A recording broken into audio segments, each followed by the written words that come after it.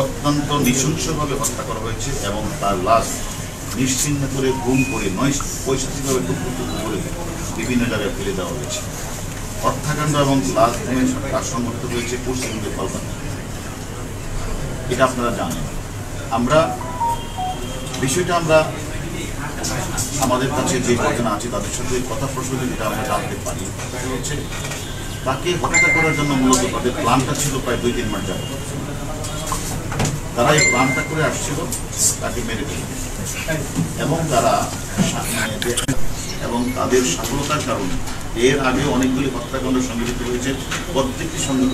হত্যাকাণ্ডের ক্লুজ আমাদের দিল্লি পুলিশ, ঢাকা মহানগর গোয়েন্দা পুলিশ আমাদের করেছে। তারা সাহস না পেয়ে তারা তখন বাহিরের মাটিতে তারা প্ল্যানটা করছে এবং সেই প্ল্যানের পার্ট হিসাবে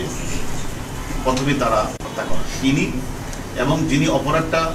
হত্যাকাণ্ড সংঘটিত করবেন উনি এবং আরেকজন তাদের এই গার্লফ্রেন্ড, তারা 3 জনে মিলে 30 তারিখ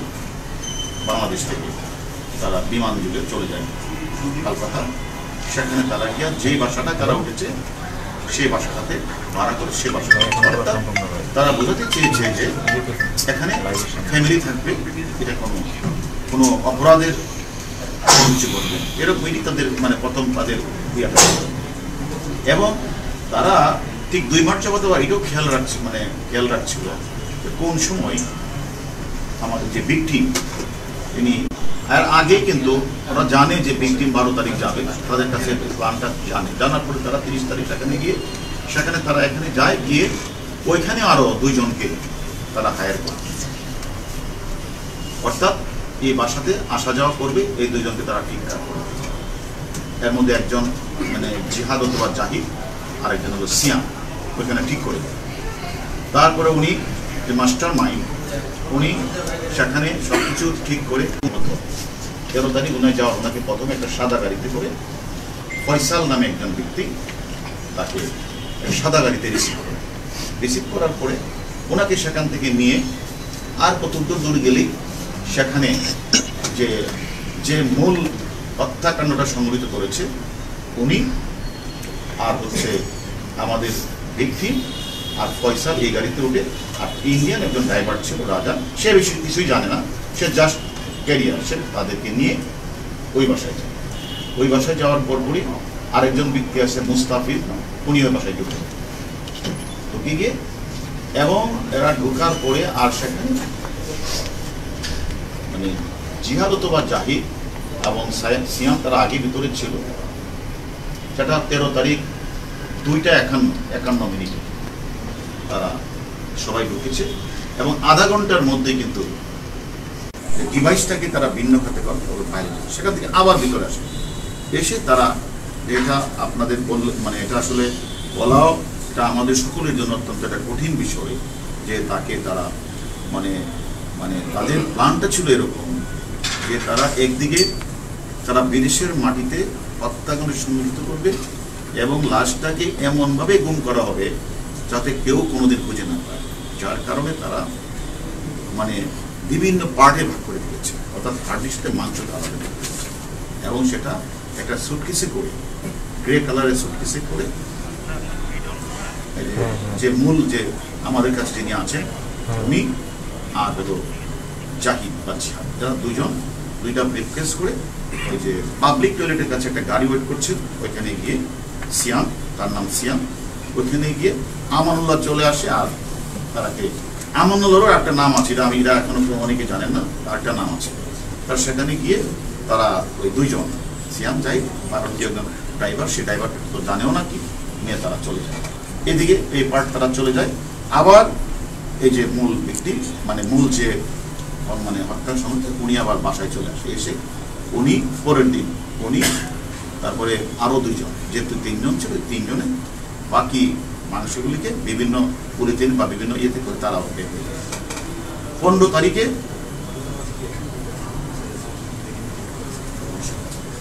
এবং আরেকটি বিষয় আপনারা জানা রাখা উচিত, যাতে এইভাবে যে তারা যে এগুলি যে মাংসগুলি দিচ্ছে যদি পথে কেউ ধরে তখন এটার মধ্যে তারা হলুদের মশলা দিয়ে তারা করে নিয়েছেন, যদি কেউ বলে তখন বলবে যে এটা আসলে বাজার থেকে আমরা কিনে আনবো এটা মশলা তো মাংস, সারা এটাকে অর্থাৎ উদ্দেশ্যটা ছিল যে মানে এমনভাবে গুম করা হবে তাকে যেন কেউ কোনোদিন তার অস্তিত্ব না পায়। অপরাধীরা সেখানে করে তারাও একে একে তারা বাংলাদেশে চলে আসবে এবং ঠিকই 15 তারিখ মূল যে আমাদের কাছে আছে উনি এবং তার যে গার্লফ্রেন্ডটা গেছিল 30 তারিখ, এই দুইজন তারা বাংলাদেশে চলে আসে। 16 তারিখ মুস্তাফিজ চলে আসে। এভাবে পর্যায়ক্রমে ওরা যখনই বাংলাদেশে ঢুকে পড়েছে ঠিক তখনই যে মাস্টার মাইন্ড উনি 10 তারিখে চলে আসছিল, ওরা যখন বাংলাদেশে একে একে ঢুকে পড়েছে উনি তারপরে বিস্তা এয়ারলাইন্সে দিল্লি থেকে 2 ঘন্টা ট্রানজিট নিয়ে উনি কাঠমান্ডু থেকে উনি চলে যেতে পারে এবং চলে গেছে। এখন আমার বিষয়টা হচ্ছে যে এই হত্যাকাণ্ডটা আসলে তাদের দীর্ঘদিনের একটা পরিকল্পিত প্ল্যানের একটা অংশ এবং তারা দীর্ঘদিন যাবতেই তারা একটা সুযোগ করছিল ভিকটিম প্রথম সময় ওই দেশে যাবে। এবং আমরা শুধু তা না, এই যে পরিকল্পিত যে হত্যাকাণ্ডটা করার পরে আমরা যারা তদন্তকারী কর্মকর্তা মানে 18 তারিখ একটা জিডি হয়েছে, গোপাল বিশ্বাস কলকাতা পুলিশের কাছে জিডি করেছে এবং আপনারা দেখবেন সেইগুলিতে তারা তাদের মোবাইলগুলিতে বিভিন্ন ধরনের মেসেজ দিত, অর্থাৎ ভিকটিমের মোবাইল থেকে কোনো সময় দেখা যাচ্ছে গোপাল বিশ্বাসের কাছে একটা রিং দিয়েছে, কোনো সময় বাংলাদেশের একজনের কাছে রিং দিয়েছে, কোনো সময় বিহার থেকে রিং দিয়েছে এবং কলকাতা নাম্বার থেকেও রিং দিয়েছে। এবং অর্থাৎ তারা বোঝাতে চেয়েছে যে ভিকটিম কিন্তু এখনো ঠিক আছে এবং সে সর্বশেষ একটা মেসেজ পাঠিয়েছে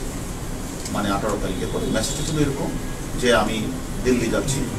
আমি দিল্লির স্বরাষ্ট্রমন্ত্রী অমিত শাহের সাথে আমার সাক্ষাৎ হবে এবং মাননীয় আমাদের দেশের প্রধানমন্ত্রী যাবে সেখানে তার মন্ত্রী পাওয়ার বিষয় নিয়ে কথা হবে। সেই মেসেজগুলো যখন আমরা পেলাম আমার তখনই সন্দেহ হচ্ছিল যে আসলে মানে অপরাধীরা অপরাধ করে ডিভাইসের মাধ্যমে তারা অপরাধ তদন্তকারী সংস্থাগুলিকে ভিন্ন খাতে নিয়ে যাওয়া এবং তারা যেন তাদের নাম গন্ধ যেন না থাকে, নিশানা না থাকে, সেই কারণে কোনো সময় তারা এই মোবাইলটাকে তারা পাঠিয়ে দিয়েছে বেনাপুরের দিকে, কোনো সময় তারা মোবাইলটাকে পাঠিয়ে দিয়েছে মুজাফফরাবাদ, কোনো সময় তারা আবার মেসেজ দিয়েছে, আবার কোনো সময় ইয়ে দিকে ওই পশ্চিমবঙ্গের মানে লাস্ট বর্ডার যেখানে আমাদের মানে তারা সেখানে যে মেসেজটা দিয়েছে আমাদের বাংলাদেশে তার যে তার পিএস এবং আরো অনেকের কাছে তারা মানে টেলিফোনটা করেছে। টোটাল উদ্দেশ্য ছিল একদিকে লাশটি গুম করা, অস্তিত্ব যেন কখনো না পাওয়া যায়, আরেকটা উদ্দেশ্য ছিল তদন্তকারীরা যেন কোনো ডিভাইস খুঁজে না পায়, ডিভাইসটা এমনভাবে করবে যে তাকে অপরাধে ধরতে না পারে। আর অন্যদিকে আমাদের দেশের যে সকল অপরাধীরা বিদেশের মাটিকে অপরাধ আশ্রয়স্থল হিসেবে ব্যবহার করেছে, তারাও যেন ইন্ডিয়ান পুলিশ যেন তাদের নজর যেন বাংলাদেশে না আসে। সব কিছু মিলিয়ে তারা এই কাজটা করেছে এবং আমি মনে করি আমরা মানে তারা যতটুকু করেছে আমরা আমাদের যে সকল আসামিরা আমাদের কাছে আসে তাদের কাছে আমরা আদি অন্ত সব জেনেছি এবং তারা আমাদের কাছে স্বীকার করেছে। আমরা সেই বিষয়গুলি আমরা কলকাতার ইন্টেলিজেন্স ব্রাঞ্চ, এসপিএফএস এবং কলকাতা পুলিশ সকলের সাথে আমাদের এখনও প্রতিনিয়ত আমাদের যোগাযোগ করছি। তারাও আমাদের কাছে বিভিন্ন তথ্য নিচ্ছে, আমরা তাদেরকে বিভিন্ন তথ্য দিচ্ছি এবং আমার ওই মানে ওরাও অলরেডি গাড়ি এবং কিছু কিছু জিনিস তারা উদ্ধার করেছে এবং আমি মনে করি আজকে ইন্ডিয়ান পুলিশের একটা টিম আমাদের এখানে আসবে, তারা আমাদের যে সকল আসামি তাদের সাথে কথা বলবে এবং প্রয়োজন বোধ আমরাও প্রয়োজন বোধে আমাদের ঊর্ধ্বতন কর্তৃপক্ষের সাথে কথা বলি। আমরা দরকার হলে ওইখানে ঘটনাস্থল আমরা হয়তো আমরা পরিদর্শনে যাবো, আমাদের ঊর্ধ্বতন কর্তৃপক্ষ অনুমতি দিলে আমরা সে কাজটি করব। আমরা মনে করি যে বাংলাদেশের মাটিতে তারা কিন্তু অপরাধ করার সাহসটা পায়নি। তাদের যে পরিকল্পিত প্ল্যান, তারা যে মানে গুলশানের যে বাসাটা তাদের প্ল্যানটা হয়েছিল যেন flat number 2B1 house number 17 road number 65 Gulshan 2, এই বাসা। আরেকটা বাসা ছিল বসুন্ধরা, সেটা হলো 1929 রোড নম্বর 32 ব্লকে বসুন্ধরা আবাসিক এলাকা। এই দুইটা বাসায় তাদের অন্তত 1 মাসে 2 মাসে অনেকগুলি প্ল্যান হয়েছে এবং তারা বারবারই তারা মানে বাংলাদেশে করবে না প্ল্যানটা করবে হলো এখানে, এবং তারা মানে বাংলাদেশ তারা করে নাই। তারা মনে করেছে বাংলাদেশ হয় তাহলে তারা ধরা পড়ার সম্ভাবনা আছে, সেই কারণেই তারা এই প্ল্যানটা তারা ইন্ডিয়াতে করেছে, কলকাতায় করেছে, এবং তারা ভিকটিমের খোঁজখবর নিয়েই তারা মাস্টার মাইন্ড সহ তারা।